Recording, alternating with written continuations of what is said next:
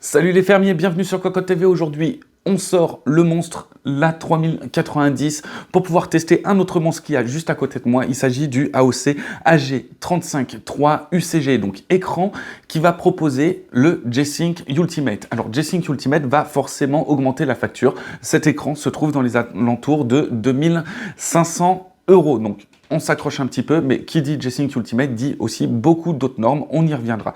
Donc on est d'abord sur un écran qui va être en UWQHD, c'est-à-dire 3440 par 1440 pixels, et avec un temps de réponse de 2 millisecondes sur une dalle en VA et un taux de contraste de 3000:1 en mode normal. Mais qui dit G-Sync Ultimate dit aussi HDR1000. Et pour atteindre la HDR1000, on va aussi jouer sur le rétroéclairage qui va être dimmable. C'est-à-dire qu'on va voir différents rétroéclairage, donc pas fixe suivant la dalle, suivant les zones. Par exemple, ici, on a plus de lumière, ici, on en a moins. Donc ici, il y a plus de rétroéclairage. Et ça a pour but d'augmenter totalement le taux de contraste. Donc il va dépasser les 3000:1.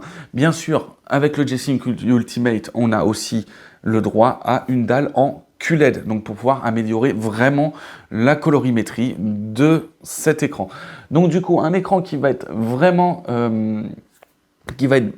axé nouvelle technologie, donc le G-Sync Ultimate qui est là déjà depuis un petit moment et qui augmente vraiment la facture, mais qui est quand même suffisamment convaincant pour ceux qui auront le budget. Et ben pour le reste, on va voir ce que ça vaut, et justement avec la 3090, on va voir lequel des deux monstres dompte l'autre, mais d'abord, présentation.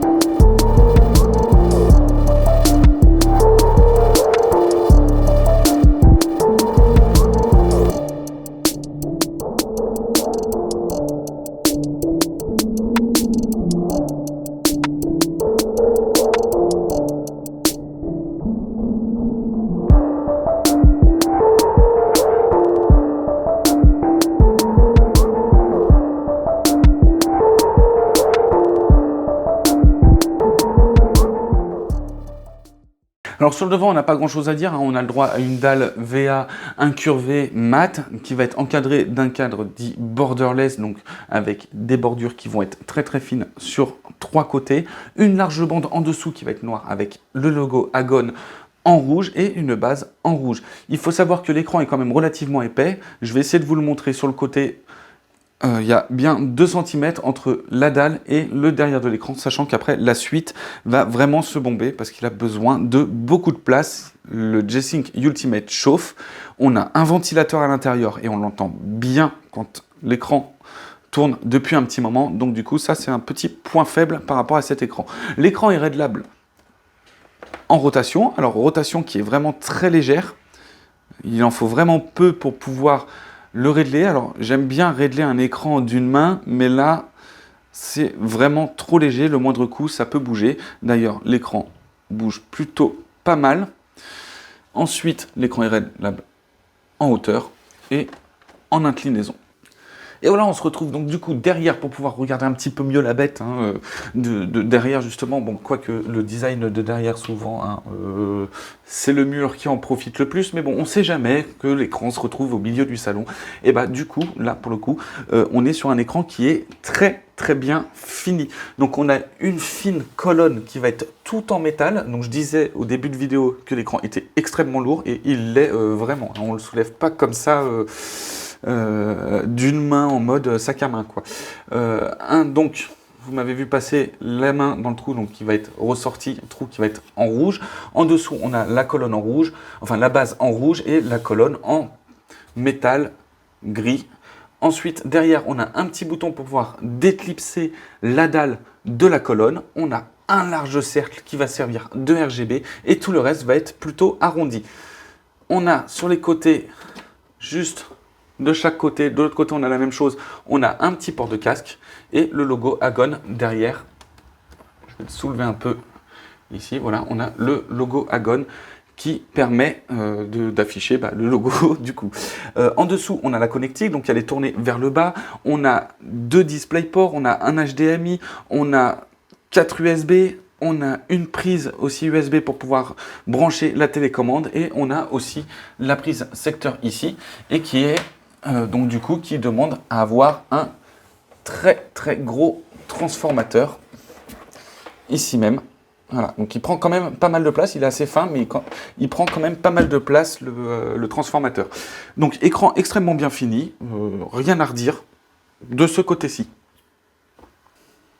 Alors pour l'OSD, ça va être très simple, hein. On a la télécommande qui remplace le joystick de navigation avec 4 boutons de réglage en raccourci, un bouton central pour pouvoir simuler le clic du joystick et les 4 coins du carré noir sont aussi cliquables et ça correspond au mouvement. Donc du coup, on a un OSD qui va être noir, rouge et blanc, avec des réglages à l'intérieur. Donc réglage jeu, on va avoir les différents modes d'affichage avec le jeu, le contrôle des ombres, le point de visée, des switches LED, le temps de réponse au niveau du ghosting et un compteur de trame. Ensuite, au niveau de la luminosité, on a le contraste, le pic de blanc, on a aussi le gamma relatif, le réglage des couleurs en SDR, donc c'est-à-dire quand on n'est pas en HDR. Pareil pour le blacklight et ici en grisé vous avez variable blacklight mode, ça va être pour pouvoir afficher le rétroéclairage d'immeuble. Ensuite en dessous on a les couleurs avec le mode bleu faible, les différents modes au niveau du HDMI du DisplayPort pour la plage complète ou pas, et bien sûr les couleurs avec le réglage rouge, vert et bleu. Ensuite dans le G-Sync Setting, on a la veille prolongée, la charge USB, le surcadençage, le réglage du surcadençage à 200 Hz et appliquer et redémarrer. Ensuite, en dessous, on a l'audio, donc forcément avec le volume et le son DTS. L'ITFX pour régler le RGB derrière l'écran avec la luminosité, le mode, le motif et tout plein de réglage. Enfin, dans les extras, on a le switch automatique entre les différentes sources, le DisplayPort, la réinitialisation, enfin la sélection d'entrée, donc le DisplayPort et la réinitialisation. Enfin, dans les réglages OSD, tous les réglages relatifs à l'OSD, donc avec la langue, la durée, sa position, sa transparence et un rappel de pause. Et voilà en ce qui concerne la présentation donc, du coup de cet écran AOC en G-Sync Ultimate, donc ce AG353 UCG.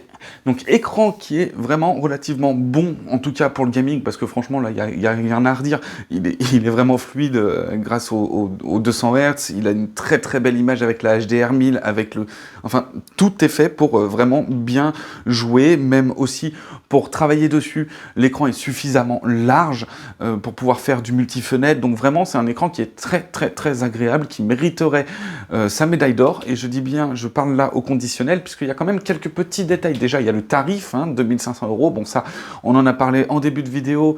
On ne peut pas tout avoir et avoir un low cost derrière au niveau du tarif. Par contre, il y a un gros point noir, c'est surtout sa ventilation. Le G-Sync Ultimate chauffe énormément. On a eu beaucoup d'écrans en G-Sync Ultimate qui faisaient pareil le même bruit, qui pouvait être dérangeant même en idle, même au repos, hors jeu. Donc même quand on est sur le bureau, on entend vraiment bien le ventilateur. Et on n'a eu qu'un seul écran en G-Sync Ultimate où la ventilation était bien gérée. Donc je trouve qu'à 2500 €, on a plein de solutions pour pouvoir rafraîchir les composants les plus chauffants comme une carte graphique. Et là, on se retrouve avec un petit ventilateur qui doit faire dans les 60 mm, vu le bruit qu'il fait. Et ça, je trouve ça dommage, vraiment dommage d'avoir un écran qui fait du bruit quand on paye 2500 € pour un écran comme ça.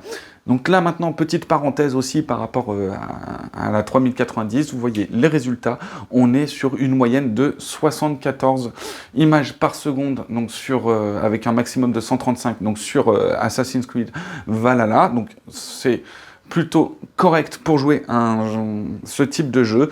Donc, la 3090, de toute façon on le sait, elle envoie de la patate et voilà. Bon, et on se retrouve pour une prochaine vidéo, à très bientôt.